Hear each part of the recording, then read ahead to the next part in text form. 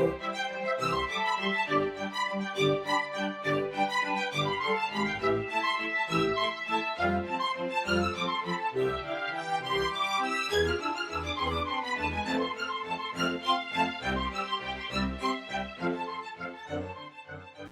to the Secrets of College Planning. I'm your host, Anthony Uva, and today we're going to get some insight into spirit programs at the college level. My guest today is Christine Zoffinger.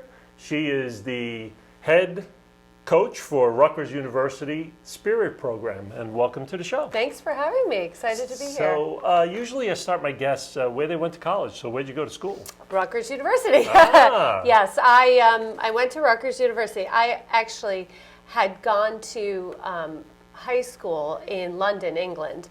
Wow. My dad had been transferred, and we were originally from New Jersey, but I went to high school. I graduated from American school in London, so I went there, and I guess I missed New Jersey so much that when I was applying to colleges, I kind of threw Rutgers in. Wow. And then when I came and visited, I decided, oh, that's the place for me. So yes, so I went to Rutgers. I have my BA from there, and then I also went back a couple years later and got my MBA from Rutgers. Yeah, so from business school. So let's just go back in time before we get into Rutgers and everything. Right. In high school, when did you start thinking about going to college? Was it freshman year, sophomore year, senior year? When did it all begin for you?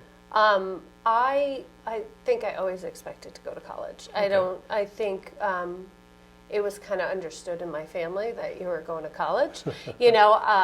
I wouldn't say I was super academic. I had a lot of interests. Did a lot of things, activities. And so I guess maybe buckling, it was very different in my time too. People didn't apply to tons of schools. I think I applied to 5 or 6 colleges. So now you go to Rutgers. Right. What's it like? What did you do there? So I actually was a member of the dance team. Yes, I had grown up doing both cheer and dance. And back in my high school days, dance teams weren't as prevalent. So I took dance classes, but I also did cheerleading. So I kind of was a mix. And then when I came to college, and I saw Rutgers had a dance team, and it was only a couple years old at the time. And I thought maybe like 5 or 6 years, and it was kind of always seen as like a subsidiary of cheerleading, right? And it was all one program. It was the cheerleading, dance team, and our mascot. Wow. So when I decided, I said, oh, I really like what the dance team is doing, and so I decided to audition, and I made the team. Wow. And then I spent the next 3.5 years with the program. So, yeah. Wow. So now, how does one go from graduating Rutgers to staying there, becoming the head coach of the Spirit Program? How does one go? So what's the process? It kind of was never in my goals to coach. What happened was I was on the team. I was a captain my senior year. And I loved the program. I also was an intern during school in the marketing office through athletics. Okay. So upon graduation, I was offered a graduate assistant position in marketing. So I was staying on campus, I was staying close, and my head coach at the time said to me, would you have any interest in assisting coach? And I said, I guess, and I thought, I'll see how it is. And then 2 years later, he left, and they offered me the head coaching position. I was pretty young at the time. I think I was 24, 25. Wow. So it was a big ask, but back then it just wasn't as big as it is now, and more, I would say more involved we are in this day. I've seen the evolution throughout the years. So now you've been there quite a number of years. I have. This is my 30th year coaching. Wow. So I've just aged myself, but yes, it's my 30th year coaching. So now, 30 years there, how is it developed? What is actually the Spirit Program? So I think back when I first started, across even the country, I just don't think, cheerleading was always popular, dance team not as much.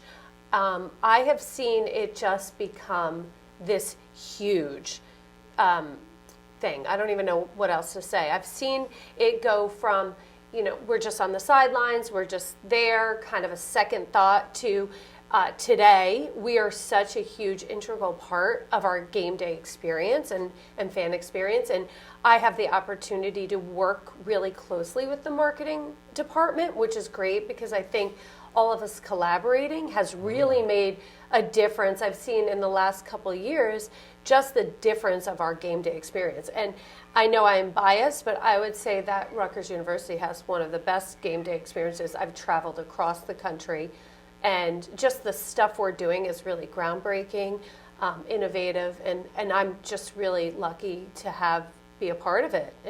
And our Spirit program to be really, in the process and become more prevalent throughout. So now, what is the Spirit program? What do you actually do? The Spirit program, so I'm the head coach. I have several assistant coaches. So we have our dance team, which is about 31 members. We have our cheerleading team, which is about 32 members. Wow. And then we have our mascot program. So if you've seen Sir Henry, Sir Henry is super popular at all of our games, events, community events. So we also oversee Sir Henry. So it's basically like the Spirit. We do football games. We do away and home. Wow. We do basketball, men's and women's basketball. We do women's volleyball. So we're there as a presence, not only cheering on the teams, but doing performances, interacting with fans. And then we also will do, a couple of wrestling matches, performances.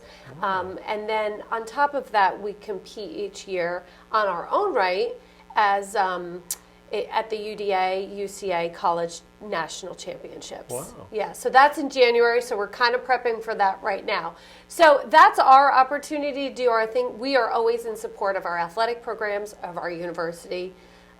We do a lot of appearances and stuff like that, representing the university. So now, as are they students, recruited students that come into the program? Yes. Or? So a couple of years ago, we've always had tryouts, but a couple of years ago, the entire landscape has changed as far as collegiate Spirit programs. So it used to be you showed up at tryouts, you found out if you made it, you committed to the school. I think with just the great interest that both cheer and dance, it has evolved so much. I think just through social media, just the number of teams, you're seeing more and more universities and colleges having both cheer, both dance teams. So it's become very vital that recruitment has become the model for a lot of schools. Now, a lot still do tryouts, but I think for some of the bigger universities, recruitment has become the model. And truthfully, it's very similar to a lot of sports recruiting. So we host clinics at our site. I attend recruiting combines. Wow. There's these combines put on by outside companies where all universities are invited to, and we go and attend that, and we get the opportunity to meet dancers and cheerleaders from across the country. Wow. Yeah. So now, what type of students do you find for the program? How do you find these type of students? So I think for both cheer and dance, we have certain skill sets that are necessary. So it's about dance, like for instance, dance, okay? So you have to have a strong technical background in order to be on many collegiate teams because, we're not only doing games, we're also competing. Right. So we're looking for well-rounded, individuals. And I think with the way training has gone, and I've seen the increase in dance team or collegiate cheer training, I think that kids are starting younger and younger. Yeah. And I think with the way we've been communicating, you're seeing freshmen in high school are already determined that they want to dance or cheer in college. So now, do you find the students from the high schools, or these camps and clinics and combines are where you're finding the students more? I would say, so I like to say, and this is just my personal opinion, we will find students. We do also video submission. So say we're in New Jersey and you're from California, and then I've had a lot of kids from California, and it might be difficult to travel out and attend on-campus events. We do a video submission. So there is a recruitment video submission, and they just started, I know for dance, they just started a common recruitment, so similar to, the Common App, right? Yeah. So you do one video and you can apply to different schools. And that's new this year, and I think it's, for the student, it's really helped. For coaches, I think it's just a lot of videos to watch. And I personally watched every single video, just because I feel like if a dancer or, a cheerleader is really putting in that effort, then we should be watching the videos. Now, how much is the video? Is it 2 seconds, 2 minutes, 20 minutes? It could be a variety of that. Yeah, it's long. So, and what do they put in the video? So, and I'm speaking for dance because cheer hasn't really gotten to that level. We're still doing recruitment videos, but I'll talk about dance and then I'll talk about cheer. So, dance team, it's an interview. They speak in front of the camera, so we get to know them. They do technical skills. They do performances that they've done. For cheer, it's a lot of just skills, showing their tumbling skills, their stunting skills, maybe sideline performances that they've done, and so they put these videos together. Yes, and it can be a lot. And with the Common, we just saw an increase in the videos. So what's it's hard the average time? Would you say? I would say 10 minutes. Really? Yeah, and we had over 300 video submissions for the first submission, and we're still accepting through January 1st. Oh. So it is a lot to get through all the videos, and I think, after we see the videos, we identify some kids that we think would be a good fit for the program. So we'll bring them out, we'll have them do clinics. We also host clinics. I like to say, because at the end of the day, you're choosing a university or a college, right? And obviously, it's the broken leg test. We've all heard that, right? You have to love where you're going to go, all right? You have to feel like that's your home. So we really will not recruit anybody unless they've been on campus. They've seen the campus. Rutgers is a unique campus, right? We have 5 campuses spread out. It has to work for you. It's also a big university with numerous students. It's a very different experience.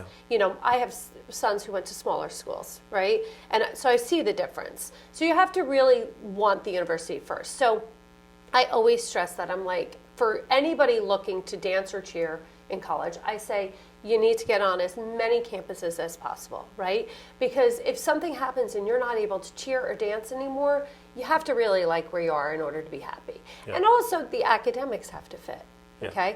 And then we get into the piece. We don't get any special admits. So I will not start recruiting until I start to hear from admissions. Well, that was my next question. So you said you recruit. Yes. Now, colleges are expensive these days. Yes. Do they do it like sports, where they have scholarships, merit money, academic money, something? So it's up to how well the student performs if they're going to get academic money. So that's really has nothing to do with us as far as scholarships for academics or financial aid or anything like that. We don't deal with that. We do have limited scholarships for both cheer and dance. Okay. We'd like to see more, obviously, but we do have some money available. Truthfully, at this point, it usually goes to an upperclassman that's proved themselves, Gotcha. and so that's usually how we do it. So yes, you are starting to see though more scholarships in this arena. So now, out of the 30 people on the team, would you say 4 or 5 of them have it? Yeah, or? and it's very limited money. Yeah. I mean, usually we give upperclassmen or captains, that have been on the team for a couple of years. Gotcha. Yeah. So now, when a student comes to Rutgers University, give me a sense of what they're doing for the whole year. Do they come in August? Do they come in September? How does it work for the whole year for this student? What happens? So we're not governed by the NCAA. So we can, we're a full year program. I think maybe we get off a little bit in May. So when they make the team. So the process for us is we will go into January. Around January, kids start to hear if they've gotten into the university. Okay. And so after we've kind of identified some people that we're potentially interested in, and we cast a wide net just because we don't know what admissions is going to do. And we also, just like any other sport, we don't know how many schools you're looking at. So say you're looking at 5 schools, you get into all 5 schools. Obviously, people are not going to always choose Rutgers as the best fit. Right. So we'll start probably about January, after we hear from admissions, start to do some offers, kind of solidify our team, February, March. And then our current team, so we'll start with a new team. So say we start with a new team in June. Okay, so we do a lot, just because we do have a lot of, it's great, but we do have a pretty big draw from across the country. Right. You know, we're in multiple states. I have kids as far as California coming to dance here or cheer here. So we'll start in June. We'll have practices throughout the summer, June, July, and August. Wow. We do a lot of stuff on video. You know, so we'll submit like material learning, so they kind of can do it on their own, their workouts on their own. Okay. You know, we do have trainers that will give us like workouts, so they'll have to be, you know, in touch with us. And so we'll do practices. We'll go to a camp at the beginning of August. You know, then we'll probably have like about a week off, and then we get back on campus like a week and a half before school starts. Wow. Because the last couple years our games have started before classes start. Right, so we've had football our starts first football. before. Yes. So we'll have commitments through that, and then we'll do football. In the fall we do football and volleyball. Then we start into basketball. We'll do basketball, men's and women's basketball throughout March, you know, and then depending on tournaments and all that, we'll travel. And then April and May tend to be just training on your own, doing, like, we will practice through April, but it's, you know, more like skill learning. And the dance team has got something similar as well? Yes, dance and cheer, both the same schedule. Both the same Yes, schedule. So yes. is the dance, the cheer is doing all the sports like football and volleyball Same with and dance, basketball? all of them. Is dance doing competitions as well?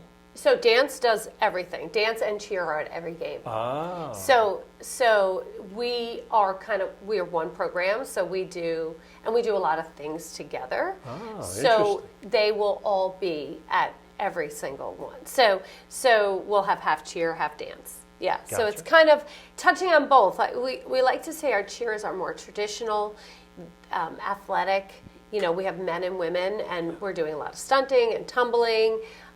Crowd leading, and dance is more performance based. So we kind of think they enhance each other just to create a bigger picture. So we're coming to the end of our show. Yes. And usually I ask my guests, what advice do you want to give to the students and the parents that are watching this that want to come to Rutgers University, Right. want to be on the Spirit program? What advice you want to give them? So my advice is always get on campus, do a campus tour. Reach out to the coaches, let them know you're interested, submit a video, and then I would say attend a clinic, meet the team, meet the coaches, because that's such a big part of it. Each team has its own dynamic, its own culture, and what we do at Rutgers is not going to be the same at what other universities do. So each team is going to be unique. So you have to see if you see yourself there. And I always think, like, don't pigeonhole, don't just focus on one school, right? You know, when my son plays football, he plays at the University of Rochester, right? Okay. Never thought about Rochester, didn't really know much about it, but I was like, we're going to look at every school possible, because when you get on campus, hopefully you will feel that fit.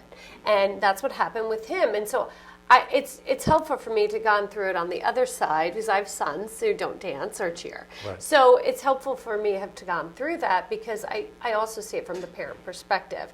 And I think when we fixate or decide that one school, that might not be the right choice. And you want to go where you feel you can make an impact, you get the opportunity to perform, or or cheer for a game, and that's something you should feel when you get there. Great. Yeah. Well, thank you very much Thank for coming you. on the show. Oh, so thanks for having me. It was great. Yeah. Good luck. So you've been watching The Secrets of College Planning. I'm your host, Anthony Uva. Until next time.